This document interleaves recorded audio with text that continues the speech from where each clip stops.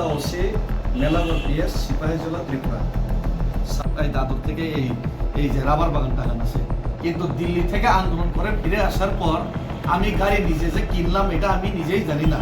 আমি যেটুকু জানি, আমি আমার বউ, আমার বাবা, আমার মা, আমার 14 গোষ্ঠীতেও এই 6-7 মাসে কেউ গাড়ি কিনে নাই। আর আমার 14 গোষ্ঠীতেও কেউ রাবার বাগান কিনে নাই এই 6-7 মাসে। আর এখন থাকলে আমার বিজেপিতে জয়েনিং করার সুযোগ দিব, এটা প্রমাণ করলে আমি সব বিজেপিতে জয়েনিং করে দিব। উনি কইলেন মাত্র 670 কোটি টাকা না কত রিসিভ হইল এই বছরে, তো কাগজ দিতে পারবেন নি জিগাইলাম। উনি কইলেন কাগজ দিয়ে দিব কত টাকা রিসিভ হয়েছে।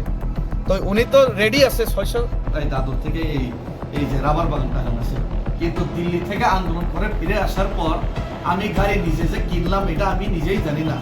আমি যেটুকু জানি, আমি আমার বউ, আমার বাবা, আমার মা, আমার 14 গোষ্ঠীতেও এই 6-7 মাসে কেউ গাড়ি কিনে নাই। আর আমার 14 গোষ্ঠীতেও কেউ রাবার বাগান কিনে নাই এই 6-7 মাসে। আর কয়েকদিন পরে দেখলাম ঠিক আছে, এখানে বস্ত্র বিতরণ করে সেরা ত্রিপুরা জনগণদের একটা গোলবাল বোঝানোর একটা জনসভা হবে। বস্ত্র বিতরণ বলবো না, জনসভা। তো এখানে দেখতে পেলাম বস্ত্র বিতরণ করিয়ে ওইখানে ত্রিপ্রাসা একট দেওয়া হবে না বললেন মাননীয় মুখ্যমন্ত্রী। ত্রিপ্রাসাদের বিরুদ্ধে আমি আছি উনি বক্তৃতাতে বললেন। ভালো কথা, ত্রিপ্রাসাদে নিজে ইংলিশে লিখবেন, নিজে ইংলিশে পড়াশোনা করবেন, সব ঠিক আছে, কিন্তু ত্রিপ্রাসারা ওই ইংলিশ অক্ষর দিয়ে ইংলিশ মিডিয়ামে পড়লেও ইংলিশ অক্ষর দিয়ে পরীক্ষা দিতে পারবেন না, এটা উনি বললেন। কিছুদিন পরে মাধ্যমিক 12 হবে, দেখবেন ত্রিপ্রাসাদের অবস্থা। এর আমি নিমু। তো মানিক সাহাব মাননীয় মুখ্যমন্ত্রী মহোদয় 6,500 কোটি টাকা যদি এডিসিকে দিয়া থাকে, উনিও কাগজ দিক। কয়েকদিন আগে বিধানসভাতে মাননীয় বিধায়ক রঞ্জিত দেববর্মা প্রশ্ন তোলার চেষ্টা করলেন, কিন্তু উত্তর দিতে পারলেন না, প্রশ্নও অ্যাকসেপ্ট করা হলো না। গভর্নর হাউসে গেলেন, 6,500 কোটি টাকার হদিস নাই। মিস কলের যেমন হদিস নাই, গোমূত্র পান করার পরে যেমন আর কিছু হদিস নাই, ঠিক সেইভাবে মিস কল দেওয়ার পর এই सालाना घुमा के चालाना बीजेपी में वोट नहीं देना, ऐसा बोलने के बाद वही 6,500 কোটি টাকার এখন হদিস নাই। তা আমি তো চাই বিজেপিতে আমরা করতাম, আমি বিজেপিতে যোগদান করুম মুখ্যমন্ত্রীজি, আমি উৎসাহিত আছি। 6,500 কোটি টাকা যদি আপনারা দিয়া থাকেন, আমি যদি গাড়ি কিনিয়া থাকি, আমি আপনারা যদি আসতে লজ্জাবোধ পান আমার বাড়িতে, আমার ইশারায় যদি আসতে লজ্জাবোধ পান, আমি যাবো আপনার বাড়িতে কোয়ার্টারের সামনে। আপনারা যদি অ্যাপয়েন্টমেন্ট না দেন, আপনার বাড়ির সামনে কোয়ার্টারের সামনে দরকার লইলে আমি চা খাই সেরা একদিন দাঁড়াবো। আপনারা এসেরা আমার কাগজটা দেখান, আমরা বিজেপিতে জয়েনিং করে নেব। আমরা সবাই বিজেপিতে জয়েনিং করতে ইচ্ছুক, কিন্তু 6,500 কোটি টাকার ওই কাগজটা দেখান, আমি কোনানে গাড়ি কিনলাম এটা দেখান, তাইলে আমরা বিজেপি জয়েনিং করে নেব। অফার দিলাম ওনারা। আর বলবো জুমলা মিথ্যা আর মিথ্যা, যেটা সোশ্যাল মিডিয়ার মধ্যে আজকে দেখলাম, ঘুমের থেকে উঠলেই মিথ্যা আর মিথ্যা, রাজ্যের মধ্যে দেশের মধ্যে মিথ্যা মামলা, মিথ্যা কথা, মিথ্যা প্রচার। আজকে দেখলাম মাননীয় মুখ্যমন্ত্রী বলছেন সোশ্যাল মিডিয়ার মাধ্যমে, আমি দেখলাম মিথ্যা ঠকানো এর নাকি উনি প্রিন্সিপাল ইউনিভার্সিটি খুলবেন। ওইটার মধ্যে দেখলাম কেউ মিস কল দিলে চাকরি, কেউ 10,323 को नौकरी मिलेगा ही मिलेगा, घुमा के सालाना चालाना, কেউ এই বলছে, কেউ বলছে 50,000 চাকরি। তো এই করতে করতে কিছুদিন আগে আমি ত্রিপুরার মধ্যে যে অন্যায় হচ্ছে সংখ্যালঘুদের বিরুদ্ধে, ত্রিপুরা একট বাস্তবায়ন হচ্ছে না, এর বিরুদ্ধে আমি দিল্লিতে পেদল যাত্রা করলাম। এর সমস্যার সমাধান তো কেউ করেইনি ত্রিপ্রাসাদের, বরঞ্চ আমার ঘরে নোটিশ এসে পড়েছে, একটা ফলস নোটিশ। পরে দিয়ে জানতে পারলাম ফলস নোটিশের কোনো উত্তরই নাই এসডিএম সাহেবের কাছে। এখন আমি মামলা করবো আবার ওনাদের বিরুদ্ধে।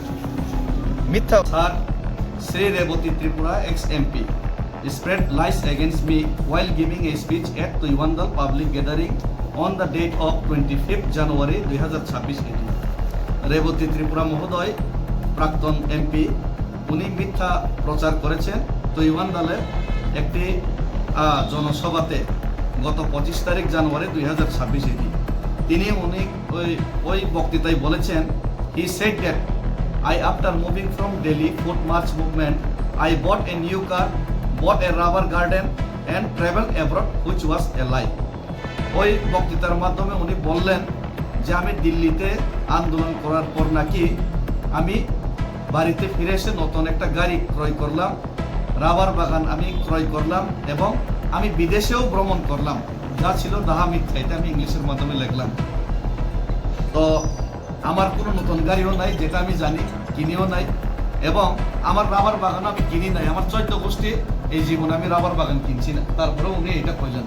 তারপরে উনি কইলেন আমি বিদেশে ভ্রমণ করছি, বক্তৃতার মধ্যে আমার নাম লয়ে বারবার কইলেন।